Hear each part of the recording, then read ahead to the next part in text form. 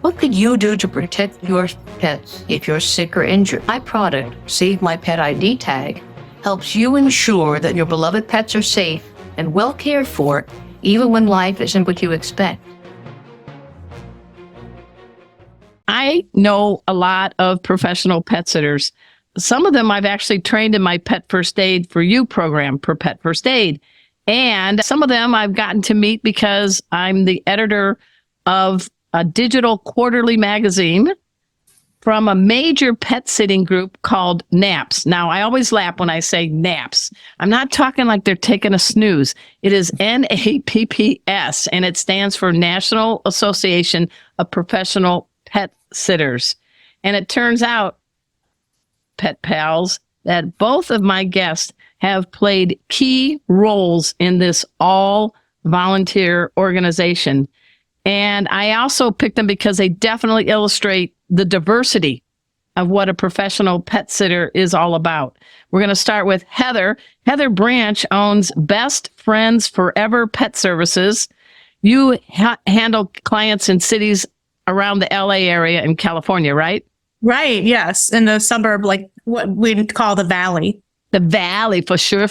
Okay. I know one of them would be Tarzana. Come on, let me help me with my geography. What are some of the other Tarzana, cities? Northridge, Granada Hills, that kind of thing. So There's some celebrities in those areas, aren't there?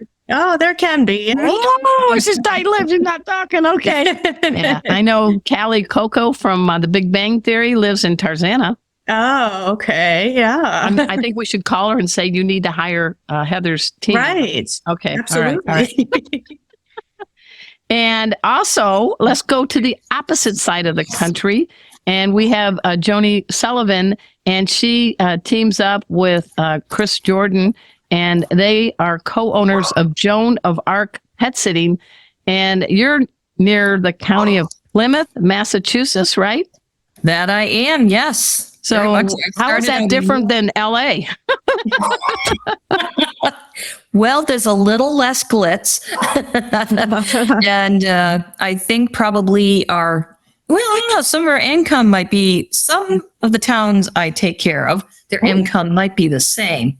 Oh, But our celebrities are few. The one celebrity we do have is Steve Carroll from The Office. oh yeah. So he bought a general store in Marshfield. So that's the closest that we have. Okay. All right. Do you shop there? I actually have. And both of these women have been or currently are on the all-volunteer NAPS group. They have been on the board of directors. That's a big deal because you're running your businesses. You're also giving back to the organization. And I want to start first with Heather, because were you on the board for like 5 years? I was on the board for 5 years. Yeah. Mm-hmm. I did my homework. Yeah. Yeah. Mm-hmm. And what made you do that? I mean, you just had time, oodles of time to spare. Oh. What's the give and take of saying, you know what, I need to give back? Well, in 2014, 3 years into starting my business, I did win the Business of the Year award. Wait a minute. Yes. And the envelope goes to. We have a big award Branch. every year called the Business of the Year at our national association. That's a big win. Yeah, and it's almost 2,000 members, so that is a huge thing. And so the next conference I was at, which is I think when I met you too, Arden, I was in Orlando, or another subsequent conference I went to, maybe a couple of years later. The president at the time came up to me and said, it's time for you to give back. And I was like, I agree, I could do that. And I had already been on some committees. I'd been on the membership committee and maybe some other committee. I always liked the conferences, so I think I was already on the conference committee by then. So she said, there's an opening, so, we need you to apply. And I love that. It's as bad as going to the dentist without Novocaine, right? Come on. How was it? How was your time? I was very excited. And, it was an honor to be, thought of out of all the sea of people. And it was like, we want you on the board. That's huge, because we vote on that. We get it's like all these smarter people than me. And we're, And then they're asking me, so I don't know. And it made me I was really tickled pink, to be on it. All right. And then Joni, I'm not sure. I know you've been a pet sitter since 1998. You were in diapers at the time, I believe. I'm just teasing. Yes. Yeah. Yes. So when did you hear about naps? And you now are on the board, correct? I am. Yes, I am on the board now. It's funny. I'd been pet sitting for years, and I was trying to figure out, I need to take my pet sitting to the next level. Okay, good. So what I wanted to do was get with people that are other pet sitters and learn from them, educate myself, hear their stories, and then join an organization. And I joined NAPS because it's very grassroots, and I like that. And Okay. I know it's like volunteer driven. That's cool. That's cool. And all three of us got to see each other in person at the recent NAPS conference. It was held in Savannah, Georgia. Beautiful, beautiful city. We got there before the humidity hit, but the ghost tales keep going there. I mean, if you guys go there, take the ghost tours. It'll keep you up at night. But Joni, you served on the conference committee, didn't you, for this time? I did. It was great because for a few years, plus COVID, they weren't able to have in-person conferences. Yeah. So last year was the first time they've had it in at least, I don't know, Heather, you might know better than I do, at least about 3 years. 3 years. And then, so last year was the first in-person, and this one was the second one. So it was really good. What was your takeaway? What was someone you saw or something you heard in one of the many speaking talks that you went, oh, I might even get a tattoo on my forearm that says that? Well, it's going to be kind of morbid. Okay. Morgan was talking, she had memory flames, and she was saying that it's not our job to make our clients feel better after the death of their pet. Right. And what she was trying to say was, we just need to be there for them. We just need to offer ourselves, like, I'm so sorry, offer kind words, be there if you need to, but it's not our job to counsel them and make them feel better. We're professional pet sitters. And it was just... That was a good one too. Yeah. And she also said, maybe go pick something up at the grocery store for them or do something little specific, but never say, I know how you feel. Right.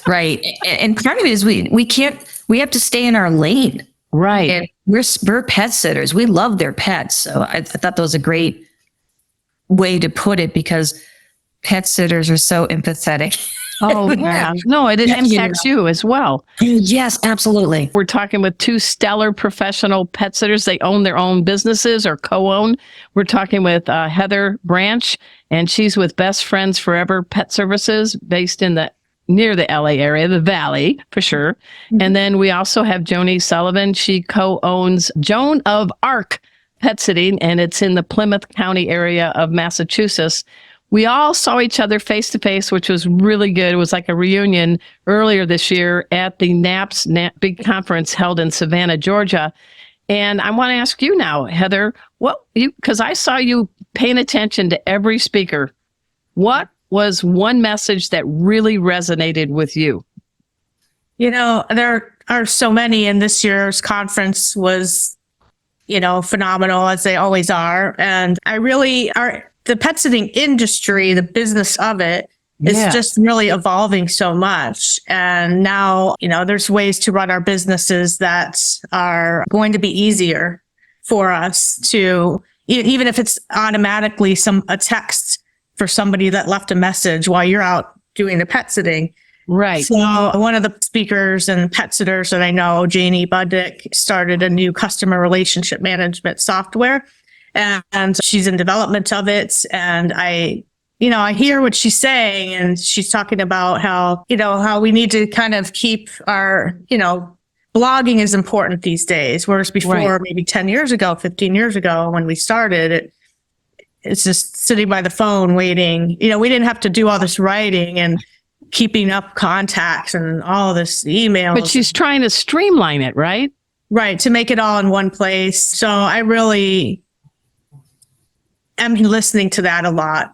One of the takeaways I heard was from Doug the dog Yes. guy. Yeah. And he said, hey, any of you thinking about raising your rates?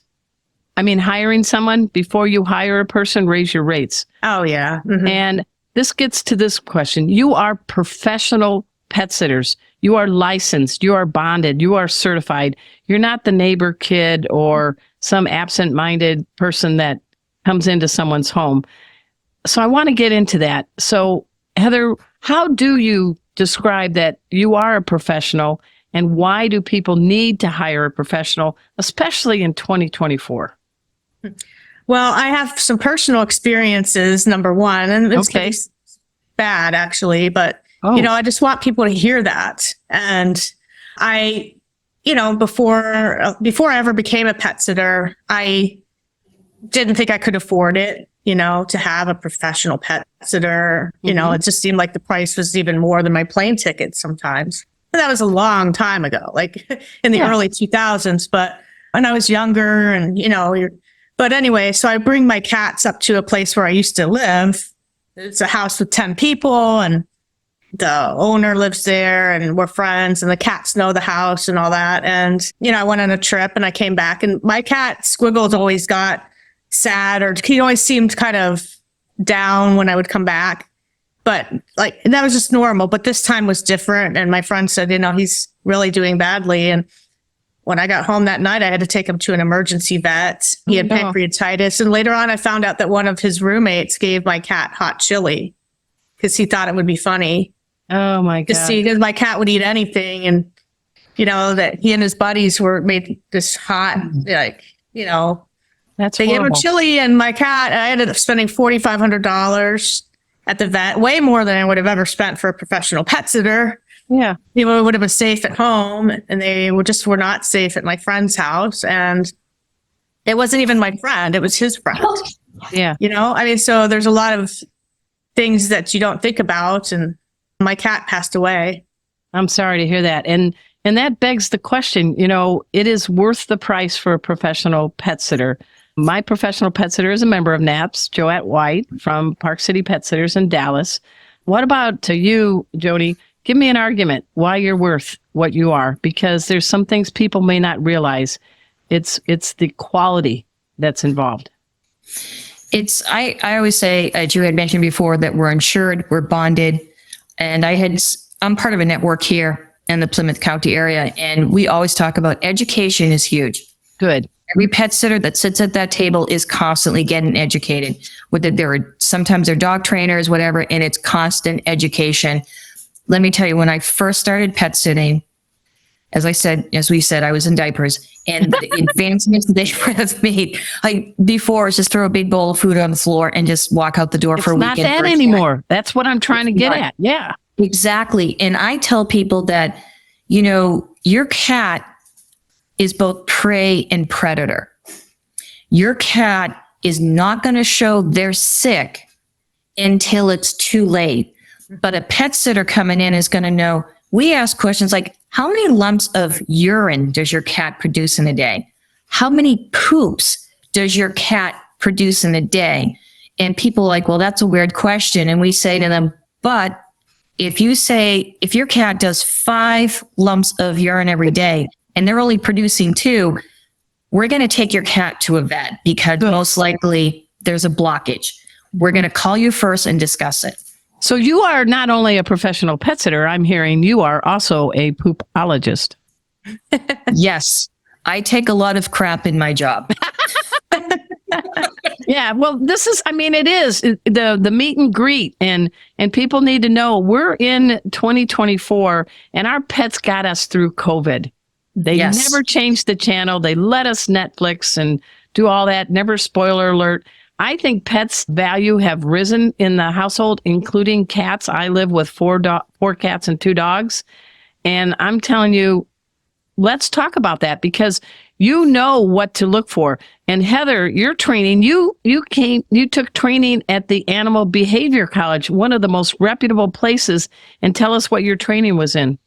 I did the dog obedience training certificate and the veterinary assistantship training and got honors in those subjects. And it was basically a year of not only online training, but I worked with a dog trainer. We had to go and be in the class, and then we had to go and help teach the class. And then we had to do a class all of our own in order, to get the certificates. But my dog had to pass the class in the first place for me to pass the class. So that was a little challenging.